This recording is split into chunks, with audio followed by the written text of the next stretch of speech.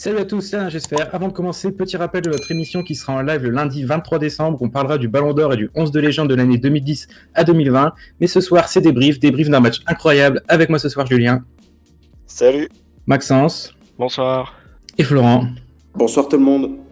Et donc, Maxence, qu'est-ce que tu as pensé de ce match exceptionnel? Qu'est-ce que j'ai pensé? J'ai l'impression de me répéter assez souvent, mais j'ai vibré en fait. On arrive à mettre 3 buts ce soir, sachant qu'on est une des pires attaques de Ligue 2 face au leader qui est quand même deuxième meilleure défense de Ligue 2. Donc déjà là, à partir de ce moment-là, c'est un miracle.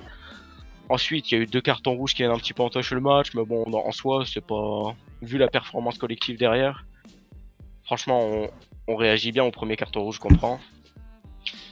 Et sinon, qu'est-ce qu'on va dire de plus? Les entrants ont été énormes. Porter le milieu de terrain jusqu'à sa sortie où Diliberto a très bien repris la relève. Et sinon, j'ai pas grand chose de plus à dire, profitons. Julien, toi justement qui a beaucoup défendu Baptiste Guillaume tout au long des débriefs cette saison, est-ce que tu es content qu'enfin on ait vu un impact concret dans le jeu? Moi personnellement, je l'ai vu sur d'autres matchs, mais ce soir tout particulièrement évidemment. C'est l'homme clé de la première mi-temps. Il obtient le penalty. Et puis c'est lui qui, entre guillemets, reçoit la faute qui aboutit au carton rouge l'orienté.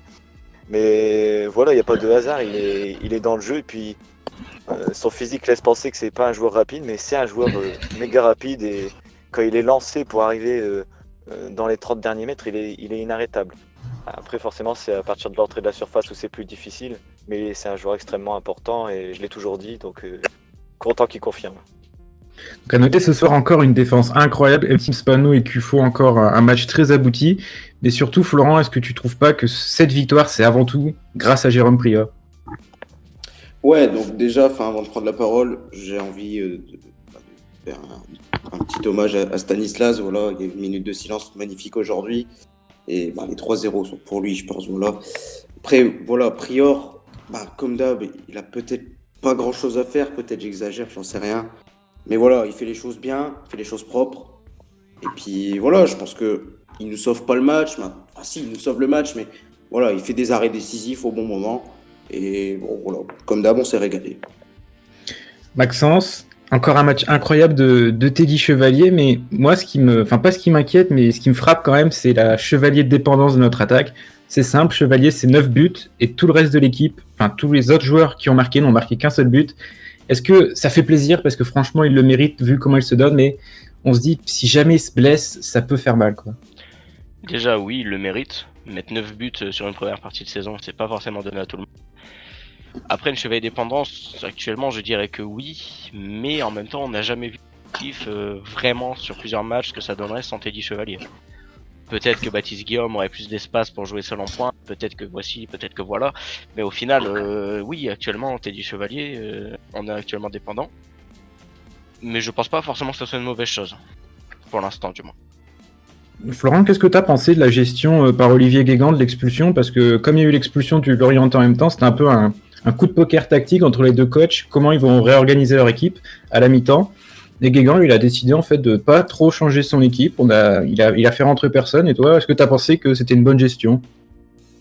Je pense que s'il y a les 3 points, c'est que c'est une bonne gestion. Après, ça serait un peu simpliste. Mais Guégan, de toute façon, il a fait de nos joueurs des soldats. C'est-à-dire qu'ils peuvent être 8, ils peuvent être 9, ils peuvent être 10, ils peuvent être 11. Au final, dans leur tête, ils sont à plusieurs. C'est des malades. Et ils peuvent jouer autant de temps qu'ils veulent. Même à 9 contre 11. Ils ont des couilles énormes, ils les posent sur le terrain et ils suivent leur général Guégan, quoi. Donc je pense que c'est une gestion maîtrisée. Je dis pas que Pellissier a mal géré, parce que Pellissier est très bon coach aussi. Mais je pense que Guégan a gagné le coup de poker tactique.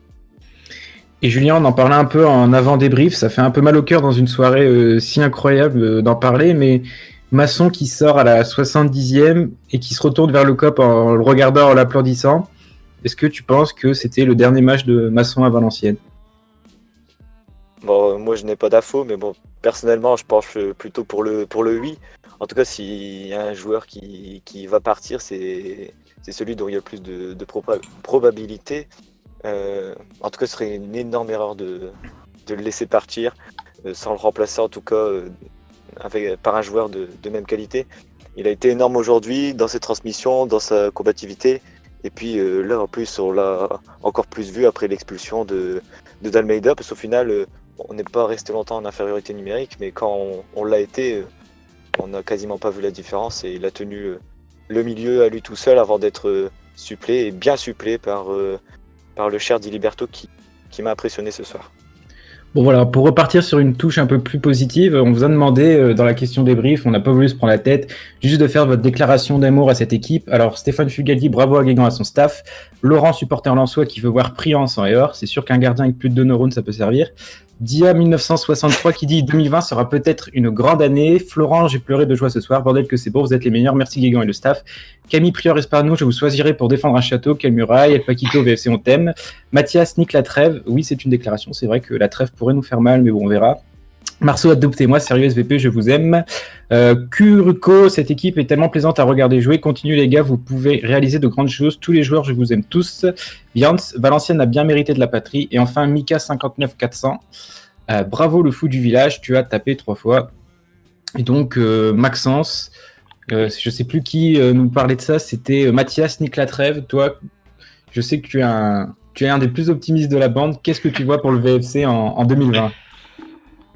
Alors, après un pronostic réussi où je disais qu'on allait être invaincu à la trêve et un 3-0 contre Lorient, faut le rappeler quand même, je pense que on va enchaîner encore 3 bons matchs après la trêve et on va se qualifier en coupe. Et on va reconnaître une période un peu plus difficile juste après. Mais on va vite s'en sortir, je pense. Mais en vrai, je nous vois faire une très bonne deuxième partie de saison. Et toi, Florent, tu vois quoi pour Valenciennes en 2020 ? J'en discutais avec Maxence, je disais que j'avais déjà annoncé qu'on monterait. J'avais dit que je finirais dans la fontaine de la place d'Armes. Et Maxence avait proposé de me rejoindre. Et vous avez compris, on va monter. Et on va se qualifier en coupe, on va faire un beau parcours. On n'ira pas au bout. Parce que le championnat, ça passe avant tout. Et toi, Julien ? Comme je suis quelqu'un d'incroyablement optimiste, je pense que les barrages, ça va être très difficile. Mais pour l'instant, on est barragiste, c'est déjà énorme par rapport aux années qu'on vit. Moi, j'ai pas le souvenir d'avoir fini aussi haut sur ces dernières années. Il y a eu peut-être la 6e place l'avant-dernière année en Ligue 1. Mais en tout cas, c'est quelque chose d'incroyable et je m'en contente. Moi, personnellement, si on fait une saison encourageante et qu'on finit même 7-8e juste derrière les places de barragistes, ce serait beau et je serais très heureux par rapport aux 12e places qu'on a l'habitude de déguster. Bon, désolé, on a un peu survolé les projections pour 2020, mais si vous voulez des analyses plus fournies sur le début de saison et notre avis sur ce qui peut se passer en 2020, je vous donne encore rendez-vous le lundi 23 décembre où on fera un débrief notamment de la première partie de saison et aussi on essaiera un peu de se projeter sur la deuxième partie de saison en voyant si on peut ou pas espérer accrocher à la 5e place. En tout cas, merci de nous avoir suivis. N'hésitez pas à vous abonner, à liker, etc., vous connaissez. Et encore une fois, merci VA pour ce match incroyable. Portez-vous bien, à la prochaine.